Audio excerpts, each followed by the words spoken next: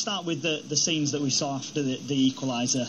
Give us your thoughts and your considered thoughts, I suppose. Well, I think the club's made a statement, quite rightly so, and I condone. I absolutely adhere to that statement. We're all very disappointed. There's no place for that in football, and for me, it spoiled everything. One moron spoils a night where both sets of fans. Yeah, it was a very fiery local derby, but it spoilt everything for me. And second half I thought we played really well. We said to him at half time, we've got to compete with the long throw, the free kicks, with the set pieces, but we can pass it a lot more this second half, and the goal showed that. I think there was 14 passes for the goal, which is incredible really, and all credit to the boys.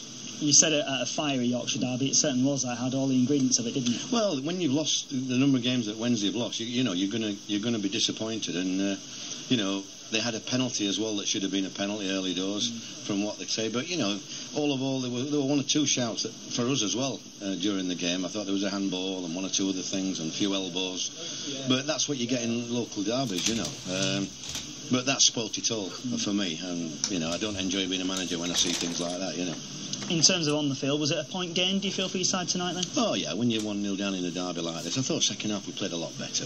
Rudy was still in Rudy was still in Jamaica. I thought we were all in Jamaica for half an hour. But then we got a grip, and I thought, apart from the set piece, second half, I thought we always looked like we could score, and the goal was excellent, probably the best move of the match, really. Was it just a case of fatigue and jet lag for Rodolphe Austin then? Yeah, he wasn't at the races. From the first kick, he was letting midfield men run past him. It's just not his scene, really, and he doesn't want to let anybody down like he didn't want to let Jamaica down. That's why he played, but he was a shadow of his normal self. So, we brought him straight off at half-time. I told him to get a shower, and I think he was quite relieved. Many people will have looked at it and said, 8 games without a win for them coming here tonight, and they put on a good performance. They stepped up their game, didn't they, Sheffield Wednesday, this evening? Well, it's a tough game for anybody coming here tonight. When the run that Sheffield Wednesday are on, you're on a hard into nothing, really. And from their point of view, if it had been one of the lesser teams in the league and a small crowd, I think it would have put more pressure on them. But with us, at full house almost, the crowd, the local derby, I think, you're bound to get lifted, and, that's what happened.